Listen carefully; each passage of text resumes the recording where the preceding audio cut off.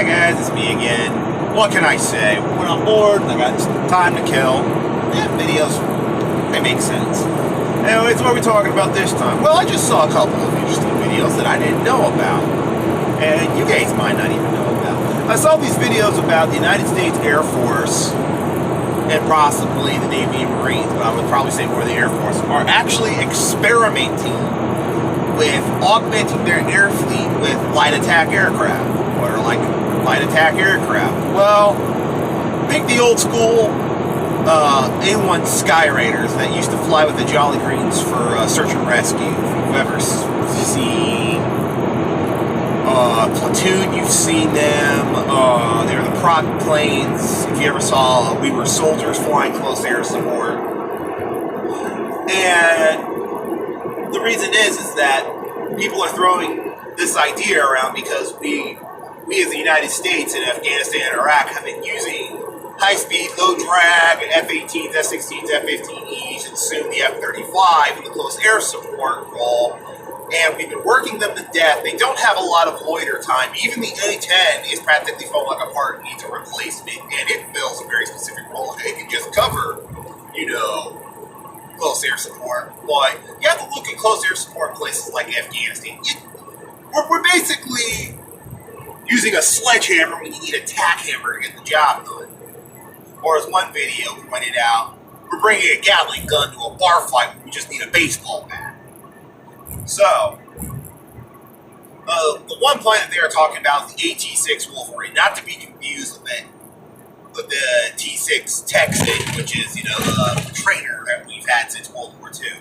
Now, the AT-6 is basically, it looks, for lack of a better term, like a stripped-down P-51 Mustang with all modern avionics and electronics and all that you'd find in a normal jet, but in a much lower, much more cost-effective turboprop plane. Now, I know everybody's screaming, oh my god, propeller airplane. Actually, for close air support for, troops out in Afghanistan that need quick reaction, close air support that can stay up a long time, turboprops are actually some of the most cost-effective planes imaginable. I mean, an F-16, once you get it on target without refueling, I've talked to F-16 pilots before and people who have run close air support. An F-16 can only stay on, and that's running at its lowest setting to try and conserve fuel, maybe 20 minutes with the kind of warloads it need to take. A-10s, they can push that to about 45 or 50 minutes. Maybe an hour and 20 minutes tops. A turboprop AT-6 Wolverine can stay up as long as 2 to 3 hours. Fly to a nearby FOB that, has been converted into, a forward air base. Land at bases an F-16 couldn't even dream of landing. Rearm, refuel out of a 55-gallon drum and weapons out of the back of a truck. Take back off and get right back in the air.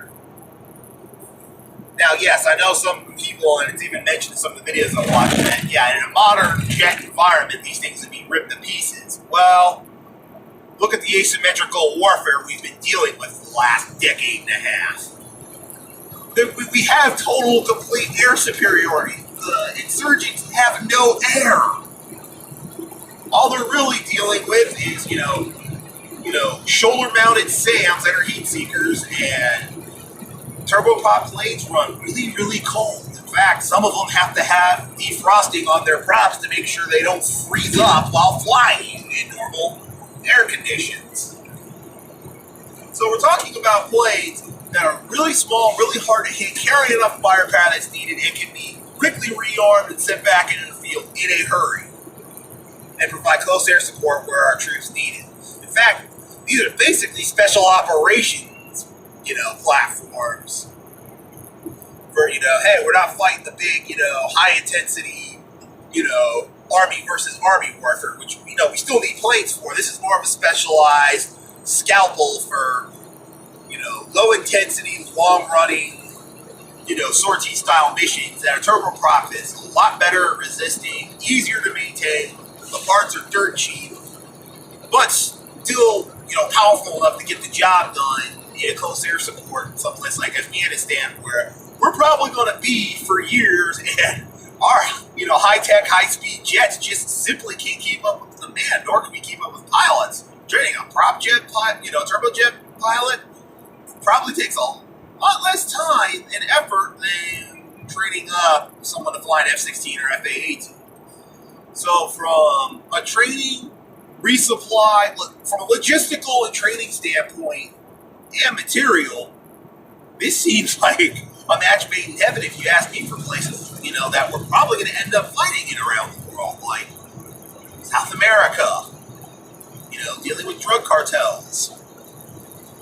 We could end up in fights in, Africa.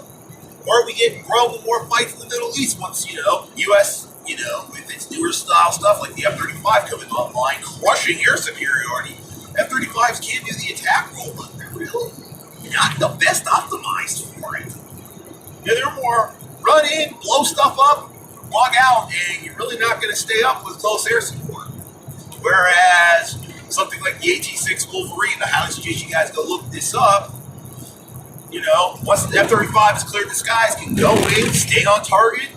They're not going to be pulling up tanks. They're going to be dealing with insurgents, and turboprop planes have plenty enough defenses and enough firepower to deal with, hey, we need close air support, we need it now, and have planes on station. I mean, I know it's a throwback to the old days, but you know what?